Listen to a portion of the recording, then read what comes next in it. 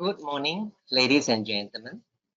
Good morning to our speaker for today, Mohammad Abdul. It is my pleasure to welcome. Good morning, Mohammad. It is my pleasure to welcome everyone here who has joined us. Thank you for taking the time to attend this webinar today. We appreciate your presence. The webinar today is a part of a series of webinars focusing on Malaysia's competitiveness, performance, and ranking. These are evaluated and reported every year by international organizations. Two of these organizations are IMD and WEF. IMD is short for International Institute for Management Development. It publishes this performance in their World Competitiveness Yearbook. And WEF is short for World Economic Forum. It publishes this competitiveness performance in their Global Competitiveness Report.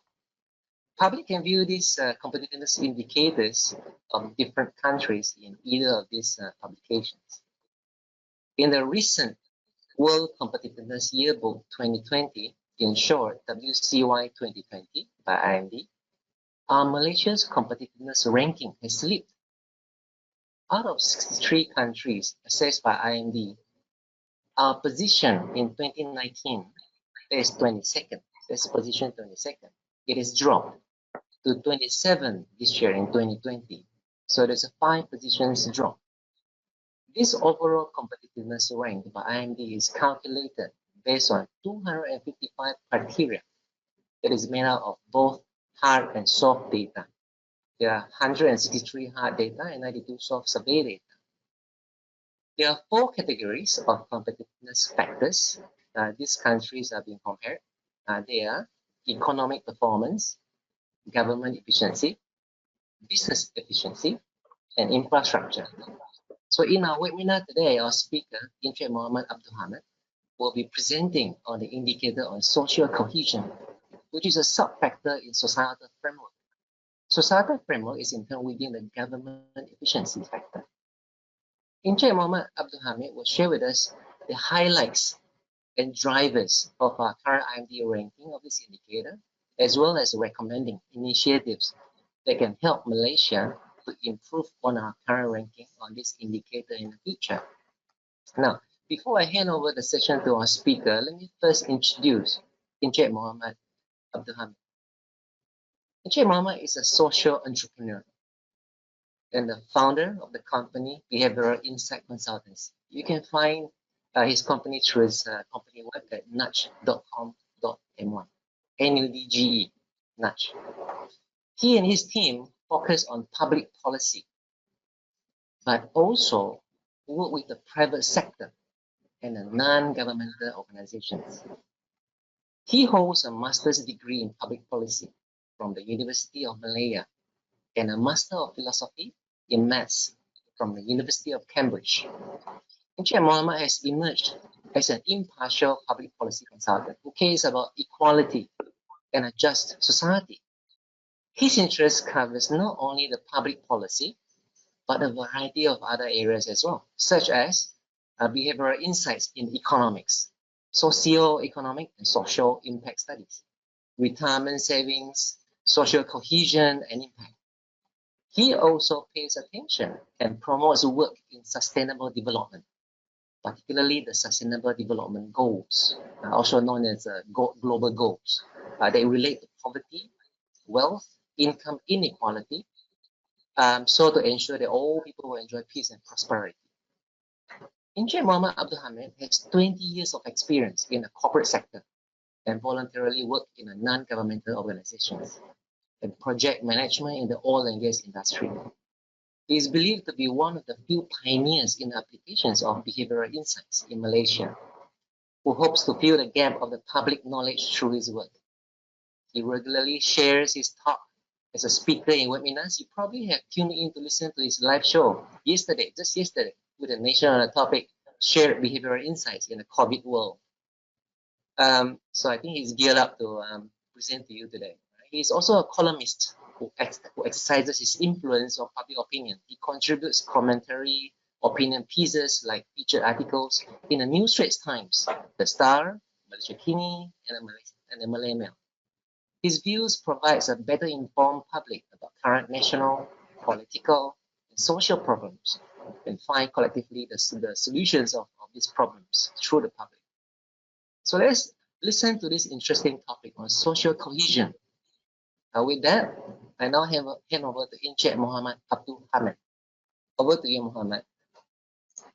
Okay, thank you very much, Mr. Lawrence, our chairman for the webinar today. Thank you for the kind and long introduction. Selamat pagi and Assalamualaikum to all our viewers. Thank you for tuning in to our webinar session today.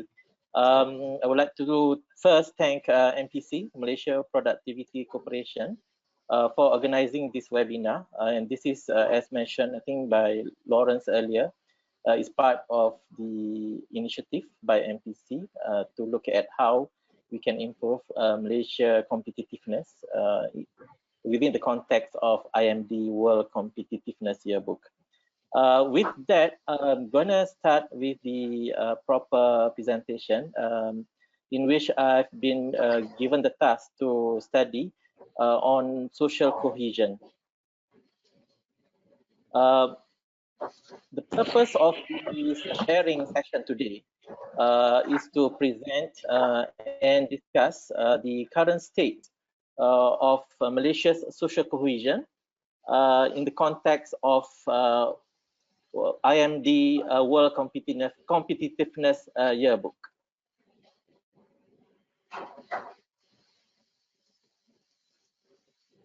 As mentioned by Mr. Lawrence earlier, there are 4 categories of areas, factors that are being looked at in the competitiveness ranking every year. Economy performance, government efficiency, business efficiency, and infrastructure. And when we talk about infrastructure, really it is, when we talk about social cohesion, it is within the group or category of government efficiency. There are several sub-factors in there. And for social cohesion, it falls under the category or sub-factor of societal framework. There are other sub-factors within this societal framework. For example, there are items or criteria as called by IMD. For example, on social income inequality, Gini coefficient, etc. So with that, let's look at when we talk about cohesive society. Before that, I tried to Google and see what is the translation in Malay, in Bahasa Malaysia, social cohesion. What is social cohesion in BM? Apparently, the translation that I got back is perpaduan sosial, perpaduan sosial in Malay, which may be a little because in another word that we normally use for perpaduan is unity. Yeah. In fact, the name of our government agency that's relevant to social cohesion is also named after unity. Yeah. And Kementerian Perpaduan Nasional again. So, but within that context, let's look at what is the so when I talk about social cohesion today, it's very much related to what do we mean by Perpaduan Nasional also. But let's also look at on the broader perspective, on global view from OECD. This is the definition from OECD, which states that cohesive society means that it's a society that works towards the well-being of all of the members of that society. It fights exclusion, meaning that it's for inclusion, fights against marginalization of certain groups or certain people, creates a sense of belonging, kebersamaan, promotes trust, meaning percaya antara satu sama lain, and offer member opportunity for upward mobility or upward social mobility, meaning opportunity for each of the member of society, each member of the rakyat, each member of the citizen to improve themselves, typically through education to be better, to get a better job, to get a better income, to improve their livelihood. So that is cohesive. When we talk about cohesive society, that is the definition given by OECD. Now let's look at the social cohesion pillars. There are three pillars in social cohesion when we talk about social cohesion. Social inclusion, 1. 2 is social capital, and 3 is social mobility. When we talk about social inclusion, it's actually the aspects that are involving income, as well as our feeling of belonging in that particular group or in that particular society or country. So that's there are two main aspects there. One is income, and second is feeling of belonging in that particular society or country. Secondly, when we talk about pillars of social cohesion, it's about social capital. And social capital is really about goodwill and fellowship and interactions within members of a particular group or society. And in Malaysia, the fact that we are a multi-racial, diverse society, multi-religious, multi-ethnic, race relations, religious issues play a very important role towards building the social capital. And the third and final pillar on social cohesion is social mobility. And social mobility really is about gains or losses in income or social status of a particular member of a society, and that normally we compare between parents and their children. So that is, and this typically very much related to education, because education is kind of key to success, key to better livelihood, key to better income. As we get better education, being able to go to university, obtaining a degree, conventionally or traditionally, that will lead to better outcome in life.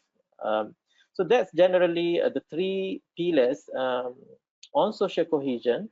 Again, these three pillars are based on definition or guides provided by OECD. And obviously, because we are talking about here from the perspective, going back to the purpose of this presentation, looking at our social cohesion or perpaduan nasional within the context of Malaysia's competitiveness on the global stage, we cannot run away from going back to the guidelines of framework or definition of the from the international standards or guidelines. And in this case, it is OECD, which is also referred to by IMD when they do their ranking every year for competitiveness. Now let's move on to look at closer at home when we talk about about social cohesion. We look at normally at the Department of National Unity. Now we have a ministry for that, which is quite new within this year, formed earlier a few months ago within this year.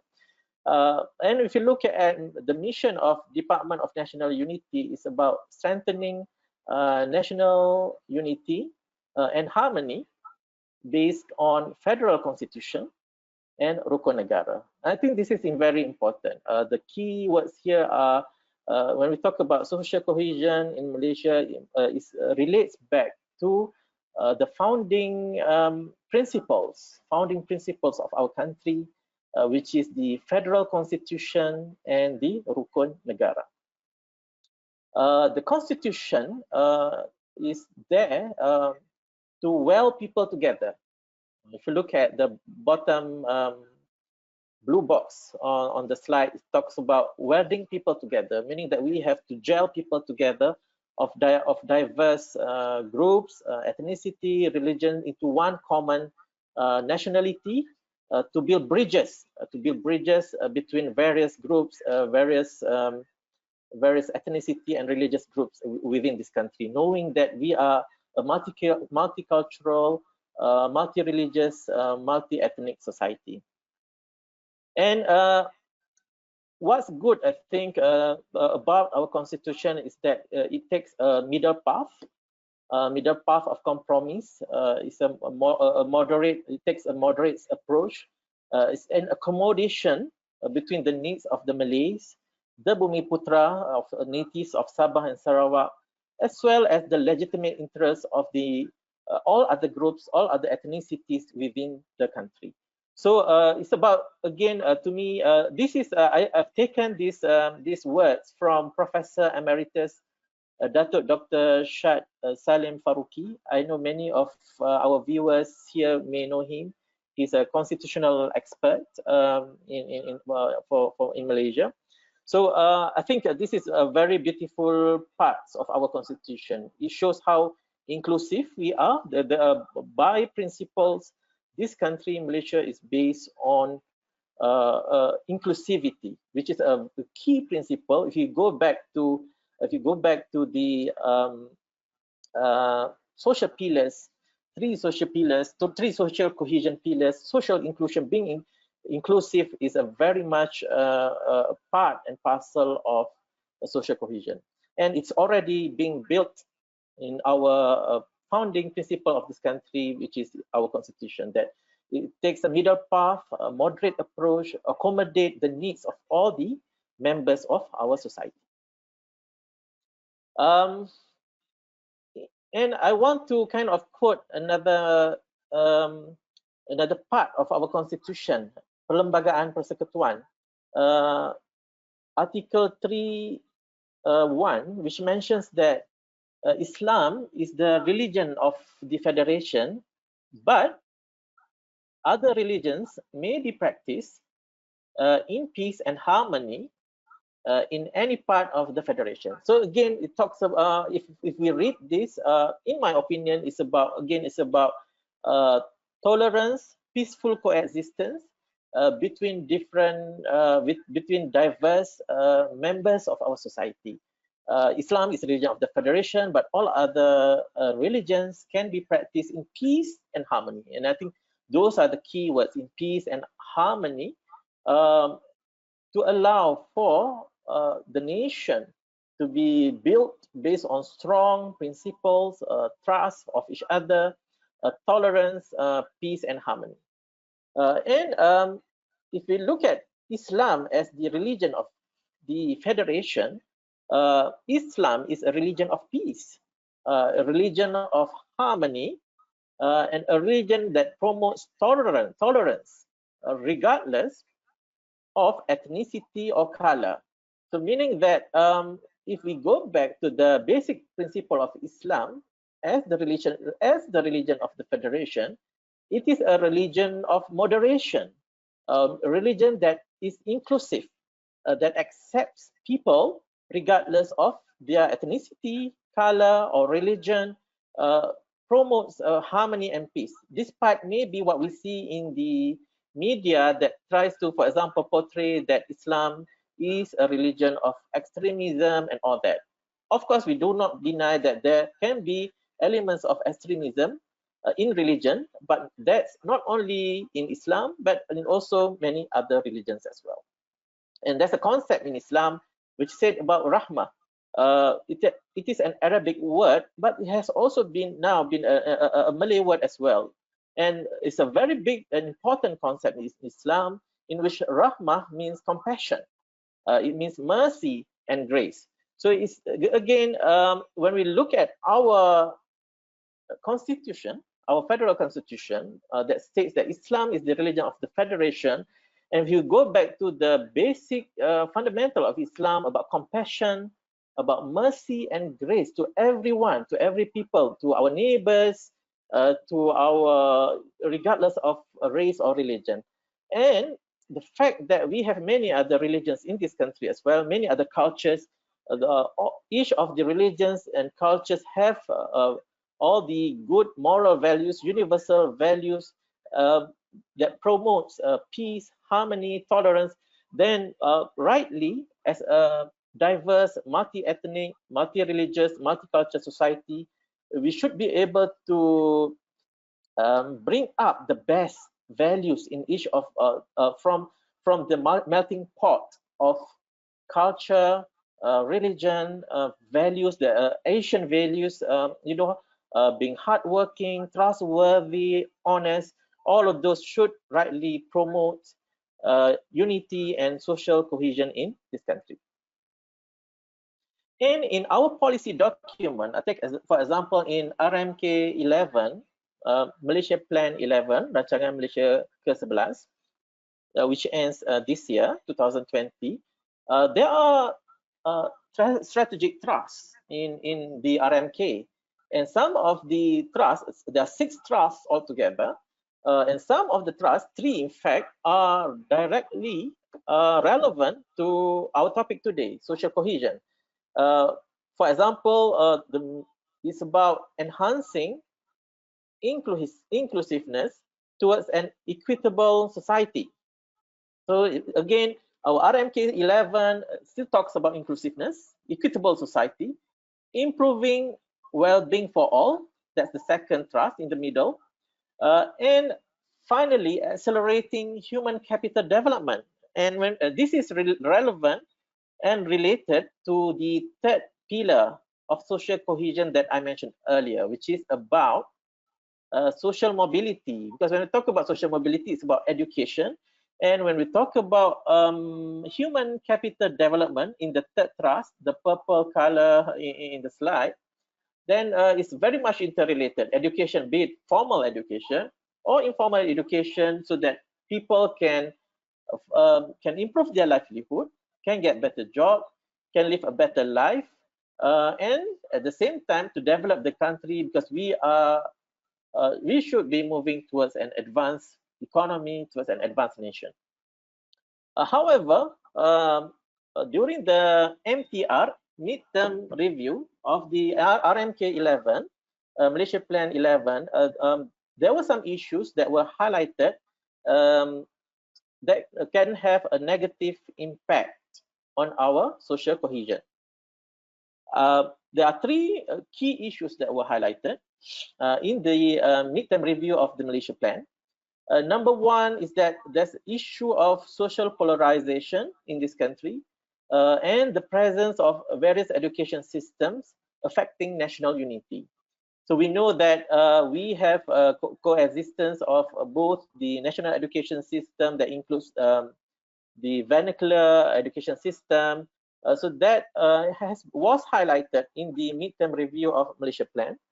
Secondly, is about the lack of involvement by the corporate sector, by the private sector in fostering national unity. So I think this is also important, because when we talk about social cohesion, national unity, everyone has to play a role. Obviously, when we talk about social cohesion and national unity, we look at the leadership in the public sector, our national leadership, but we also have to recognize that there are other players also in the corporate sector, in the NGO sector, that has to play their role as well. And number 3, the findings from the MTR, midterm review of Malaysia Plan, is that there has been a deterioration in societal stress index.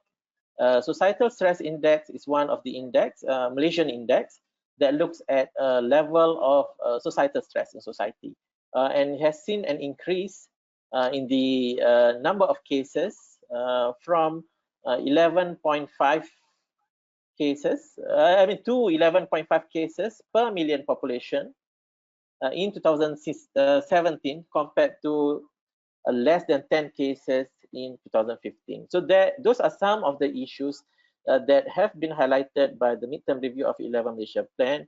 But obviously, there could be other issues as well. If you look at, for example, reports from the media, from what we see, what our leaders say at various levels in our society.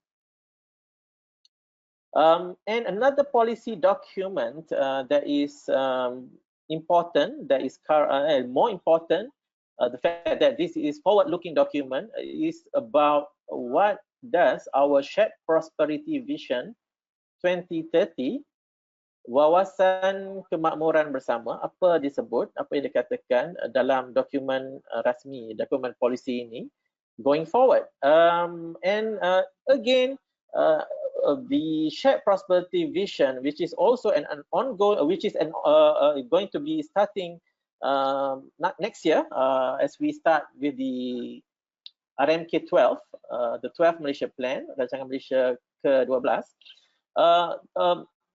The objectives are also about social, are also very relevant to social cohesion. For example, the one objective, the first objective in SPV 2030 is development for all, meaning that it's an inclusive development. It's about restructuring the economy to be a more progressive society. So that's development for all. Before I go further, I apologize for the small thing, the small font, small graphics on the slide. I know you cannot read it, but let me kind of quickly go through the key highlights from this page. So number one, the main objective, the first objective of SPV is development for all, meaning that our development is inclusive development going forward in our SPV 2030. And secondly, is about addressing wealth and income disparities. Remember, one of the pillar of social cohesion is about income.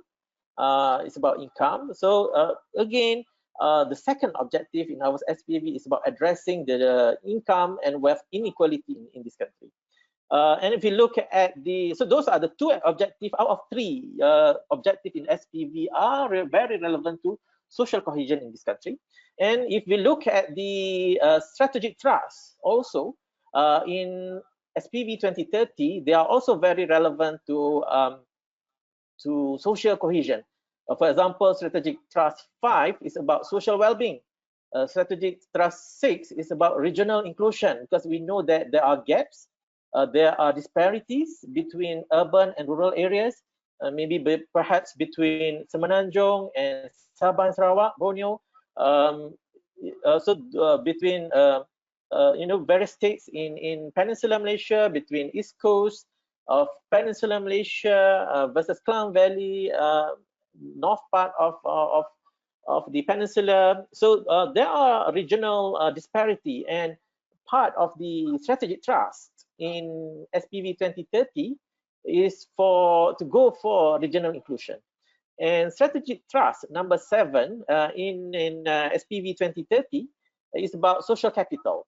Again, this is very relevant to social cohesion. The fact that some of the example targets given in the for this particular trust, strategic trust, is about unity index, for example,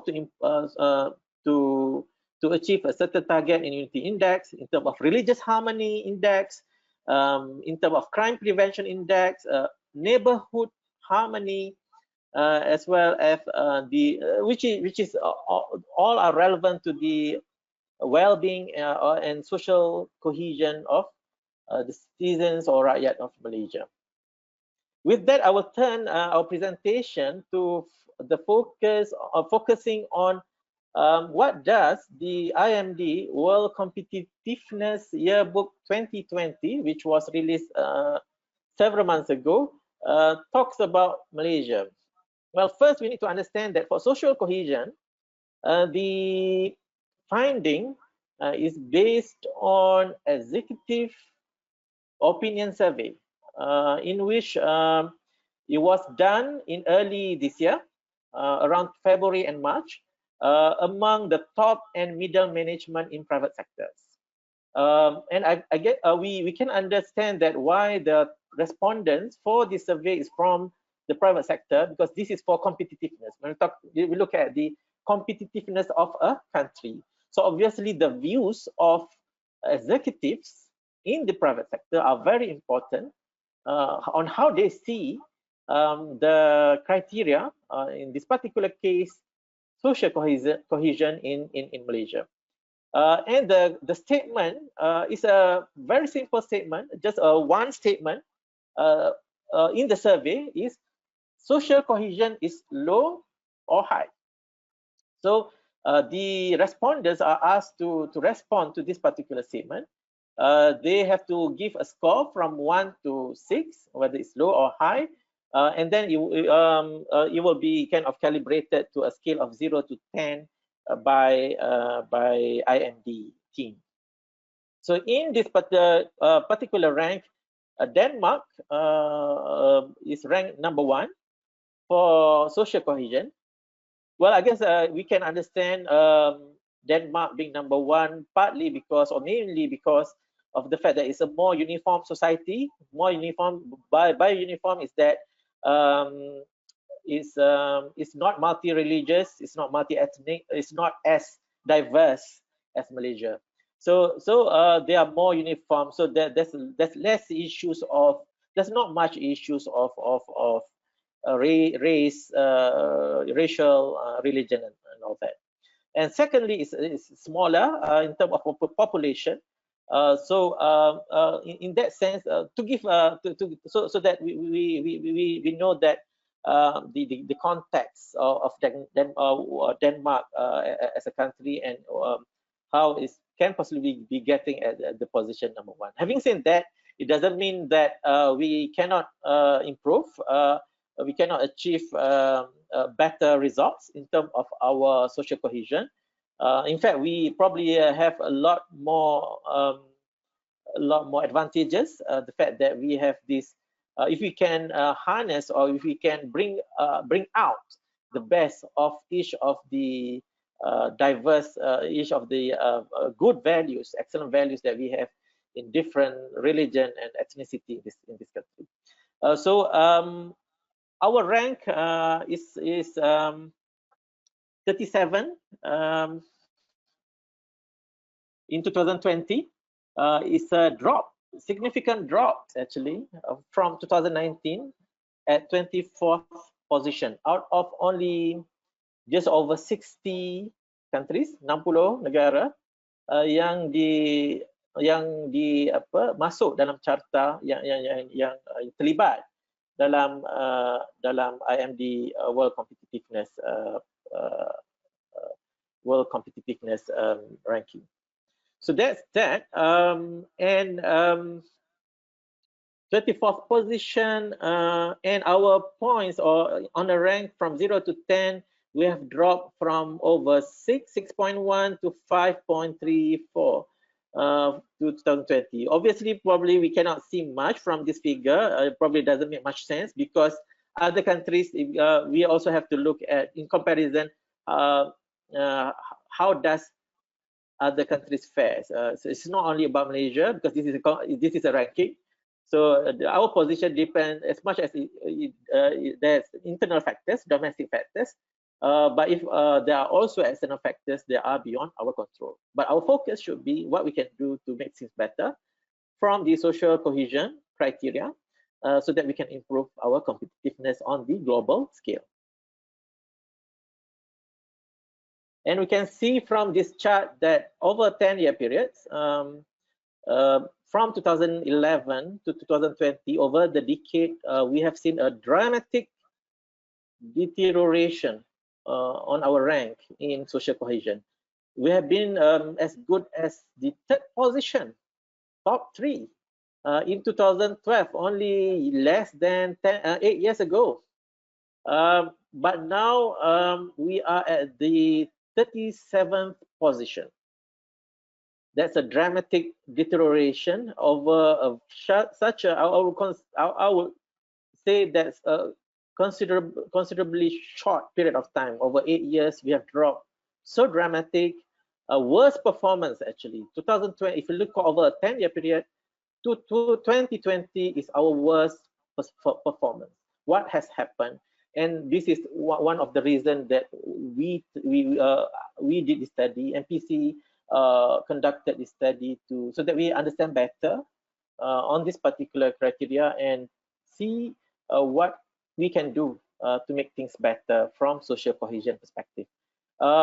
Key authorities, I think we know already that is Ministry of National Unity, Jabatan Perpaduan Negara dan Integrasi Nasional, JPNIN. But of course, when we talk about income, when we talk about education, there are other stakeholders or authorities as well. For example, the Economic Planning Unit will be responsible for the Shared Prosperity Vision and the 12th Malaysia Plan, RMK 12. And of course, when we talk about the national unity per se, there are various policy documents that falls under that ministry, be it in terms of national unity policy or the various other documents such as the Shared Prosperity Vision 2030, SPV 2030. But because of the fact that this ranking is based on opinion survey, therefore the results are based on perceptions, perceptions that has been built upon the respondents who are the executives in the private sectors. That is important to understand, and that is understandable because at the end of the day is also perception is also very important. How people see how we are doing on this particular criteria, which is social cohesion. And therefore, how did the perceptions were built among the respondents? The main one certainly will be from what they see in the media, what has been covered by the media, and the fact that this study was done early this year. What I've looked at in this particular study is to look at the trends that has been reported that they are relevant to social cohesion between the last quarter of last year until early this year, until January. Because February, the study or the survey has already started. So more likely, some of the whatever that was reported from February onwards will not be influencing perceptions of the respondents. And when I look at the media trend, again, I try to group them into the three social cohesion pillars that I mentioned earlier, which is social inclusion, social capital, and social mobility. In social inclusion, I look at what does the media say, or what does the public documents say about income inequality and poverty. For second pillar, social capital, I look at race relations in Malaysia from last year until early this year. And finally, I also look at if there is any issue on education in Malaysia that could have impact on social mobility and therefore could influence the perception of respondents in this survey criteria. I look at the media coverage. For example, in terms of income inequality, it is highlighted and publicly known. It's a publicly available information about the widening income inequality in Malaysia. It's highlighted, for example, in the SPV document, the Shared Prosperity document, which was launched, I think, sometime in October last year, the Shared Prosperity Vision. And in the SPV document, which is also reported in the media, talks about the widening income disparity between the top income T20 and B40, widening income disparity between ethnicities, between Bumiputra and Chinese, between Indian and Chinese. Those are all information that are publicly available, reported in the media, and as well as widening income disparities between rural and urban regions. Secondly, when we look at, and of course, when we talk about social inclusion, is also about poverty. And there's the issue also about poverty was highlighted in the media. If our viewers remember, in 2019, UN rapporteur came to Malaysia and made comments about how we underestimated our poverty level, which was then about In 2016, it was reported about 0.4%. Based on 2016 household income and amenities basic amenity surveys, 0.4%, which is based on previous PLI or poverty line income in Malaysia, which was then less than 1,000 ringgit. But it has seen, I think if people who follow the issue of poverty in Malaysia will know that now it has since been revised.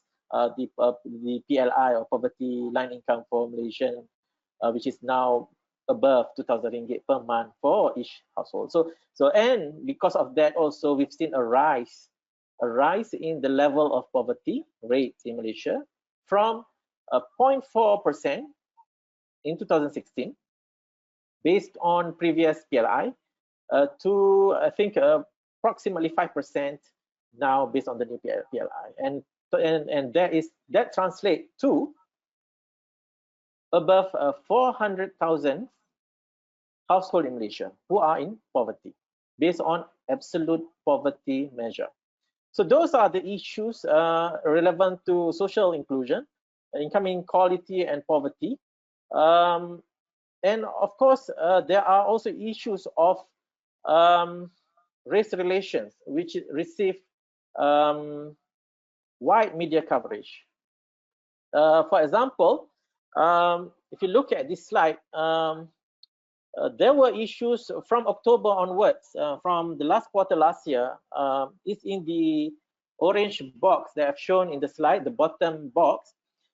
There were several issues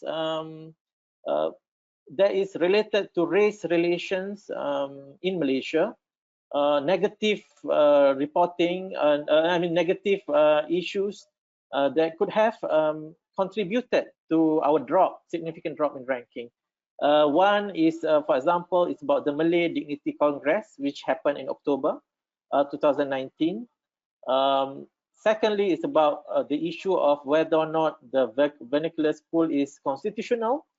That happened in November last year. It was brought to the court, even though later on the issue was the court dismissed the case, but it received media coverage, created quite a bit of a stir among certain members of society. And of course, I think many of people here will remember when the issue of introduction of khat and jawi at vernacular schools was introduced. It created quite a bit of controversy, and that happened around December last year. And it created quite a bit of hoo-ha, and I think eventually towards the end of December, there was an issue of there was a congress planned by Don Zong, but it was later cancelled by police order. So it created quite a bit of uneasiness among members of our society, or at least there's a big hoo-ha in the media. It has been highlighted quite significantly in the media, created quite a bit of uneasiness among the people, and obviously this would have contributed to the perceptions of the respondents of the survey. And finally, early this year, there was also a controversy over Chinese New Year decoration at the secondary school in Puchong. So there was a claim that that is meant to kind of influence the Malay students in a negative manner, in negative way. So, and it has been highlighted in the media. And when I said media, of course, these are issued, these are reported in the mainstream media, in which the respondents who are professionals, executive in private sector will refer to the reliable media sources. Obviously, if you look at if we observe what happened in social media, I mean there's a lot more there's a lot more noise about the issues of race and relations over the last quarter of last year until early this year. And the issues have been building up from it's not Of course, for this particular study, I look at what happened from fourth quarter last year. But of course, it doesn't start there. The issue has been building up even before. So I look at also at what happened between 2018 and 2019. So there has been issues that kind of have been creating uneasiness. For example, issue on, for example, Seafield Temple riots and the death of Muhammad Adib, Muhammad Qasim. That has created quite a lot of uneasiness and unhappiness among the Malay community. The ISET issues, and as well as the recognition of UEC, or Unified Examination Certificate, UEC. So there are various issues, and obviously there has been building up before all the issues that happened in the last quarter of 2019 and early this year. And obviously this also happened due to the fact that it was being highlighted or being used as to stir certain sentiments by certain groups or certain segments of society. That will have contributed to why the issue become bigger and bigger over a period of time. So I will now that I've kind of covered why where we are why we are at 37th position, how we are ranked, which is based on survey perception among the executive in the private sectors, when it was done, and what could have contributed to that perception, which is based on media coverage. And now I look at what can be done from policy perspective. There are two main categories. Number one is to do with the recommendation is to implement social cohesion policies and initiatives. And secondly is to manage perceptions, because one is you have to do what is right to promote social cohesion in the country. And secondly, of course, it's also about managing perceptions, because there are two sides of things here. One is about the actual issue itself, the social cohesion issue itself. But secondly, also it's also we know that there may be a lot of noise in the media, in the social media, and all that. But actually, on the street, on a personal level, actually, we are pretty much a very tolerant society. I mean, if you look at neighbors, Malay, Chinese, Indian, we still live pretty harmoniously. There's not much incidents reported due to race or religion. So in that sense, that is also an issue of about perceptions. Building how do you manage perceptions among various actors, if I can say actors within our society, and stakeholders as well. And for the first part, which is implement category, the first category, implement social cohesion policies and initiative, I think is important for the policymakers, the government, to conduct public engagement with different groups in society. For example, if there's certain new initiative or new plan by the government to implement that could have impact on social cohesion, it is important that we conduct public engagement, seek inputs from various stakeholders, and get opinion from the public, from the people, so that people can can provide their inputs, their feedbacks, and air any grievances that they may have. Secondly, I think it's also important that there's education and awareness programs. When I say education, it can be in the form of formal or informal. It can be in the form of media campaign, It can be a very simple messaging that is effective. Obviously, must be effective. Catering for various sectors or various segments of society. When I presented this to the MPC panel, MPC technical panel, I think over a month ago, one of the comments given by the panel is the importance of all, making sure that our politicians, our leaders, are given the are being educated, because they are the leaders of society. They should lead by example. They should promote social cohesion, national unity, rather than on the other side. Thirdly, it's about improving government transparency. Because we live in a world of now, is a very different world compared to maybe 10, 20 years ago. Most people have access to social media, and it's important that government is being transparent in whatever they want to do, to share with the public or the whatever initiatives, programs that could have impact on social cohesion. Otherwise, then people will start to speculate. Fake news and misinformation, or will be people will start to believe or to trust unreliable sources or fake news that they see from WhatsApp, from Facebook, and all that.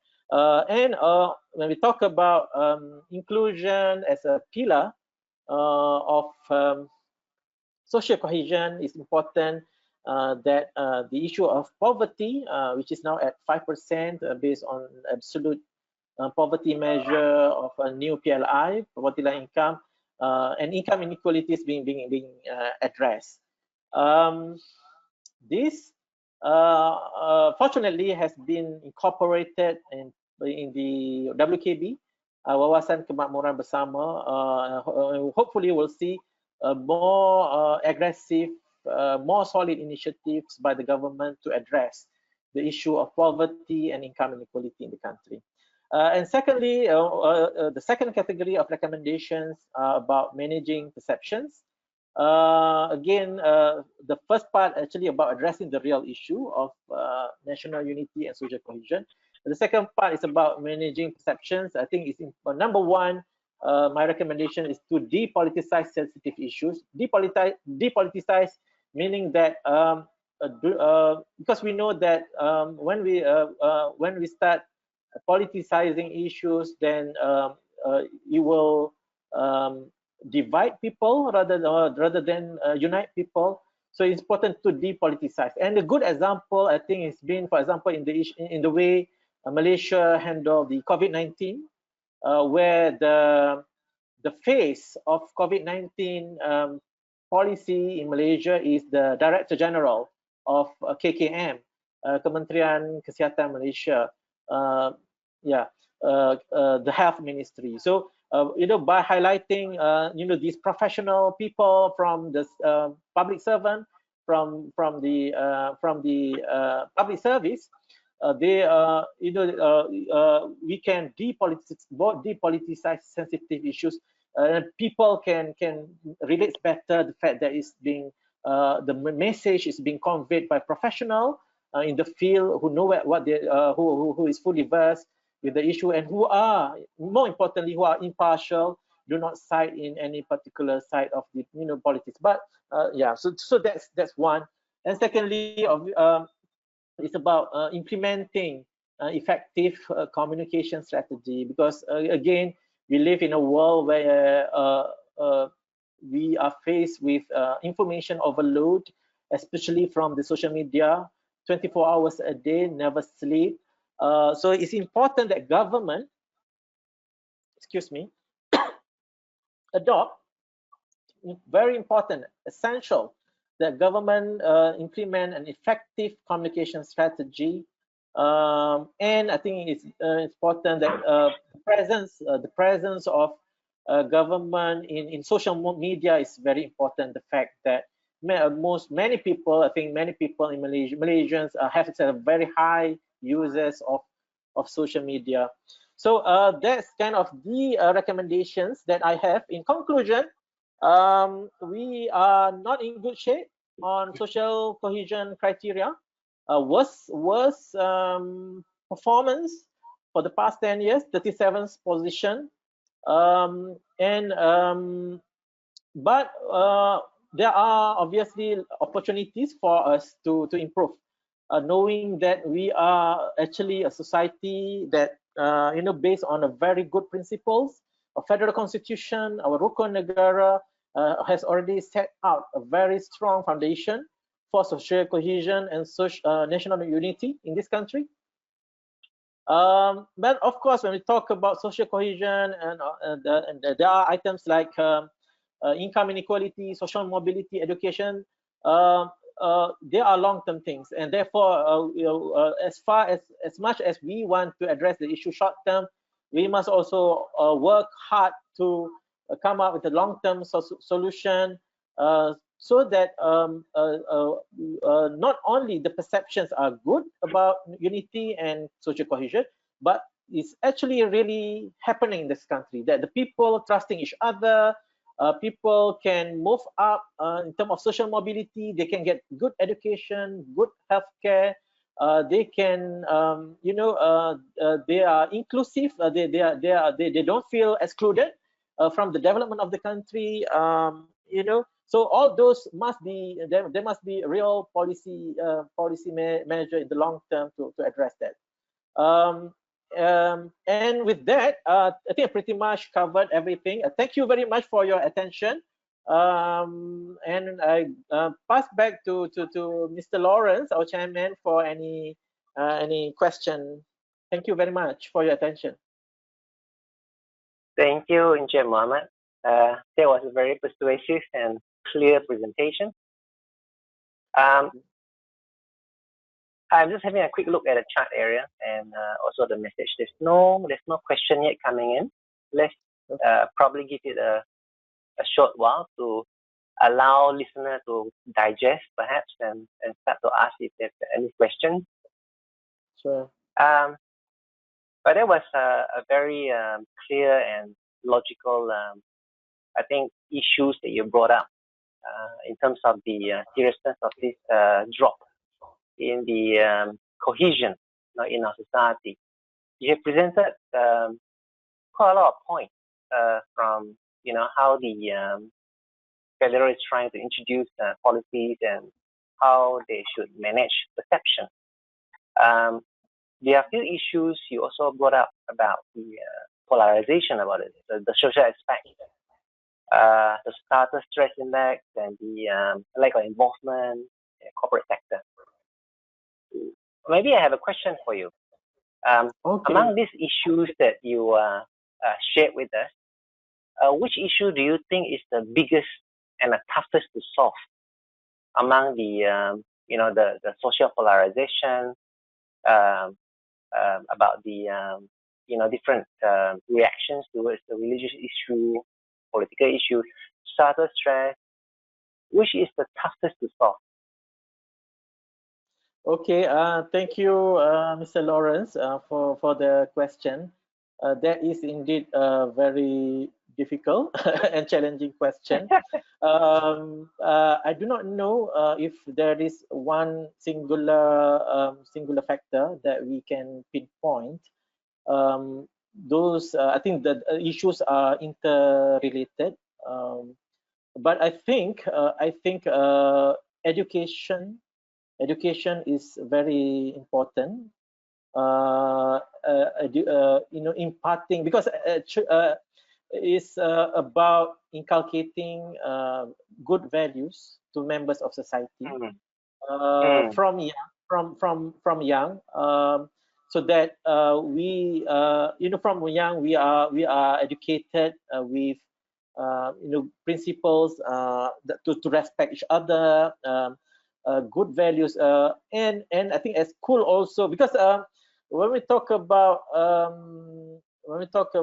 because education, when you handle or when you tackle education, you can handle two things. One is that you can promote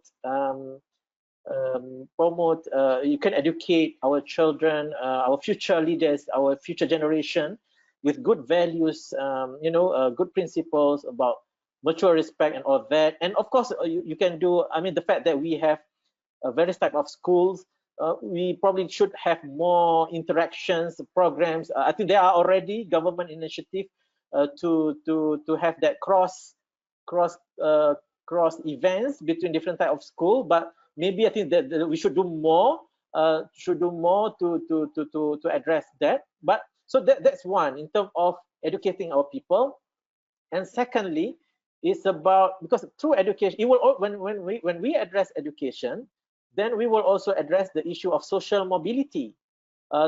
People, because you see, one of the element of social cohesion is about income. So when people are doing well, doing good, people will do well. I will assume that, and I think it's to a certain extent is true. Education is very, very important if you want to do better in life. When I say do better in life, is that you get better income or a good job, and so that you can get better income. And when I say good education, it's not necessarily doing, of course, for example, if you look at the Malays, my generation, I'm over 40. Normally, we tend to go for to be an employee, to work for others, be in private sector or government sector. That's kind of easy, get a degree and go get a job. But I think in the current situation of the world, not only unique in Malaysia, where everything is very much uncertain, post COVID-19, we live in a very dynamic, where disruption is the order of the day. The nature of the economy is changing very fast. We are living in a gig economy, so education should prepare. Education should prepare so our children to be in that kind of environment. In the gig economy, the future economy, the IR4, Industrial Revolution 4.0. So not on. So those should be, to me, should be the emphasis. Education must play a very important role. But of course, it's not an easy issue. It's not an easy thing to address education. I think you probably noticed that, for example, being education minister is a very hot seat to be in. Can be very controversial. But I think but we have that education blueprint already up to, I think, 2025. And in the education blueprint, there are already many elements about social cohesion and all that, which is about building identity and all that. In fact, one of the comments that I've heard from our national education icon, Tan Sri Yahya, he is a very prominent, he's the education icon for the country, but maybe not many people know him. But I've had the privilege to see and interviewed him. He said one of his comments is that what is lacking is that we don't have that narrative of national identity for Malaysian. And I think that is quite true, because we are still very much identified by our ethnicity, Malay or Chinese. And of course, that is not. So I think that should be taken into consideration. How do we have this common? How can we build this common identity? Of course, without losing our, our uniqueness of being Malay or being Chinese, being able to speak various multi languages and all that. So those are the things that I think is important. And when we talk about education, of course, we want to promote that to our future generation, for our children. But I think it's also important for the adults as well, because number one, because I'm a firm believer that education should be lifelong. You should learn, and therefore,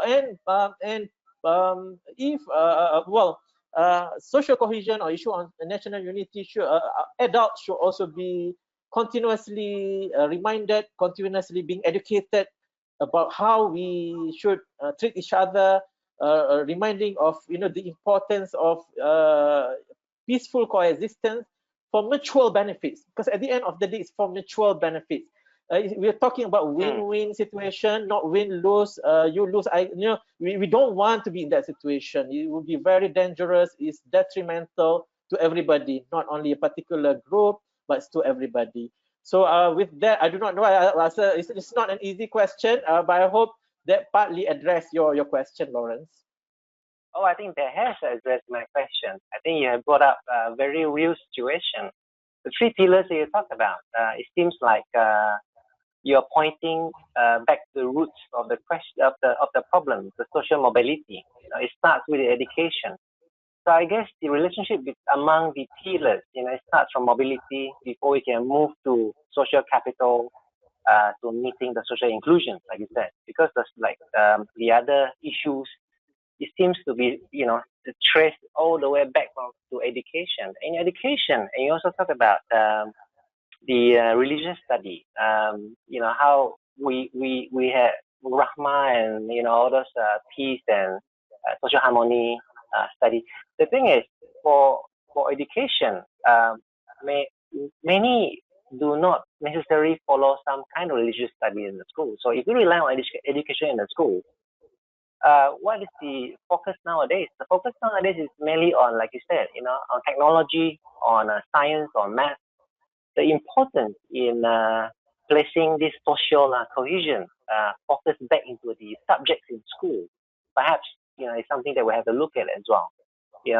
How to be a good civic, how to be a good citizen. This kind of values that we have, it seems to be not focused so much in education compared to the other so-called more geared towards the high technological society. So yeah, you have fully answered the question. Thank you for that. Again, I don't see any other question coming in from the audience. Perhaps they are liking what they are hearing, and I just keep hearing and forget to ask. But let me ask you another question. We seem to try to have our government federal departments to try to introduce more initiatives. But in terms of parents like you and me, how do we play our part? How do we play our part? Because all these are from the public mindset, like you said. How do we manage their perception?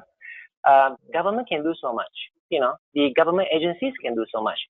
But in general, like even you said, the issues of corporate sector are not really involving themselves in social cohesion, national unity issues. And these are the people I think we need to manage more, because in the coming year, the IMD will give out another survey. Guess who they'll give the survey to? Corporate sector. If the corporate sector is having lack of involvement, I think we should probably focus in this group as well. So I think corporate sector people are made out of parents like you and me. So I'm trying to see your opinion. Yeah. What should be the responsibility of the general public? Because we can do so much if we can lead the cow to the pond if they don't drink. What do you think? Yeah, thank you very much, Lawrence. I think you brought up a very important point. What can we do as individuals, as members of society? Much of what I've presented is to do with from maybe policymakers' perspective. Top-down point of view. True. Yes. There's a saying that families are building blocks of society. It is. There's an old saying. So I think that should be one of our kind of guiding principle. And I think in Malaysia, we are very fortunate. We are an Asian society that is still preserving the family units, contrary to many Western societies where family units are not as important as ours. And parents has a very important role in education and in educating their children. In fact, they are, in my opinion, the most important people in educating their own children. School is really, of course, the contact hours. If you look at contact hours for school-going children, they spend most hours at school. But still, school is only secondary to me. Parents have a very important role to inculcate good values in their children. And I think how do we go about that? Again, I think it goes back to values that each of us have. And I think we also, each of our citizens or parents should go back to the founding principles of the country, which is to do with about moderation, tolerance, peaceful coexistence, harmony. Of course, we have differences. I mean, if we want to point out differences, there are countless of differences. It will never end. But the thing is, we have lost sight. We have lost sight to perhaps this most important thing in our society, because like you said, we are always after the living quality, the standard of living, income inequality. I mean, sometimes we lose sight of the other pillars. We probably focus more on certain pillars. So therefore, our children follow what we behave. So I think you pointed out rightfully. True. Yeah, very true. Especially if you look at the livelihood of many people in the Klang Valley, it's very hectic, very busy. Oh yes. Very stressful. Many people are struggling many people are struggling to make ends meet, to put food on the on the table. But people who are better off also are struggling in that, pursuing career dreams, going for all this material wealth and all that, which is very important so that you can have a comfortable life for your family. But you are right. I think especially in urban areas, I think we are losing that sides about the soft sides of society, becoming more individualistic, like you said, children becoming more like parents. So I think that is where the public education for among adults, awareness must be created, and perhaps of course, ideally you want to see that's coming from our policymakers, from government policy. For example, I don't know, maybe giving initiatives or creating programs that will promote that within society. But I think that is where probably private sector, corporate sector, as you have rightly pointed out, can also play their roles, because government can do so much, and like you said, employees in private sector are also parents, just like you and me. They have their own children, so I think there are things that that corporate sector can do, especially I don't know whether it's to do, maybe it can fall under the category of CSR, corporate social responsibility. Of course, and maybe there is something that we need to promote among corporate sector. Of course, conventionally, corporate sector will go and do, for example, paint the old folk homes, or give food for the needy and all that. Okay, that has to go on. But I think on top of that, there has to be a new area to promote social cohesion, be it among parents, younger generation, as well as younger generation. And I think that is the way forward. If you think about achieving social development goals, SDG, that is set by United Nations, in which Malaysia also adopted, then that's the way forward. I mean, you're talking SDG talks about inclusive society, ending poverty, overall well-being, and And we've seen that happening in the Western countries. They have come over the first barrier of having good income, but they have realized that after a while, even after after certain income, additional income will not make you happier anymore. So, and that's where you start to look at happiness index. What will make your life quality better? It's not only about money. Of course, money and income very important for social cohesion, but it's not all about money. And we must learn from the lessons of the West. They've been in our position maybe 30, 40 years ago. You know, chasing for careers, chasing for all the material wealth. We must learn from them. And now they're talking about overall well-being. Role of government is about happiness. If you some of the literature that I've looked at in behavioral economics now talks about the role of government is to make people happy. And of course, and happy in this context is about the feeling by people that their life is actually on the right path, on the right track. They are doing that is happiness. You feel that you are doing okay, doing well in your life, be it in terms of access to quality education, access to quality healthcare. You are feeling that your voice are heard, low crime rate. You have a good neighbors. You know, you feel secure, safe. You know, yeah. But it's a journey. Yes, you're right. Yeah. The corporate sector, they also, you know, place importance in finding out satisfaction, happiness level of their customers or their employees. You know, yeah, you're right. We should be also looking at the satisfaction of the citizens, you know, the general public, towards a lot of things. So even though we may start from the inclusion, you know, the poverty, the income quality before we can have the other things, but it's the other things that push up all these things. Yeah. So again, United Nations, yeah, you're right, the SDG, they set a goal. They set a goal to end this by 2030. So we don't have a lot of time. The clock is ticking. We probably have less than 10 years ago, you know. 10 years. Yeah. Can we manage the perception of people in 10 years?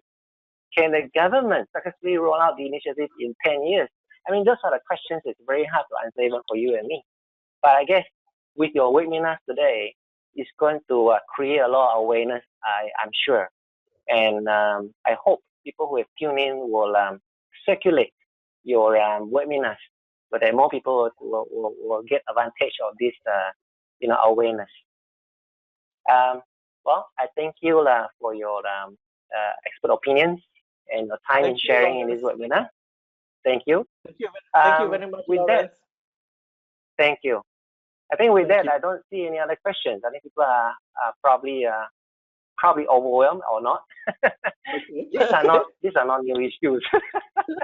But I think the insights that you bring in, I think these are particularly helpful to most. Thank you very much. So with that, I think, thank you. Let me thank everyone who has tuned in, everyone who has spent the time to listen to our talk today. And we hope to see more of you coming in. There are a lot of webinars on this topic on competitiveness. So hopefully people will tune in more. All right. With that, I thank you again, Encik Mohammad. Thank you, I hope to see you more in this kind of sharing. Well, sure, in that, let's conclude this. Thank you. All right. Bye-bye. Bye. Thank you. All right. Let me also, you know.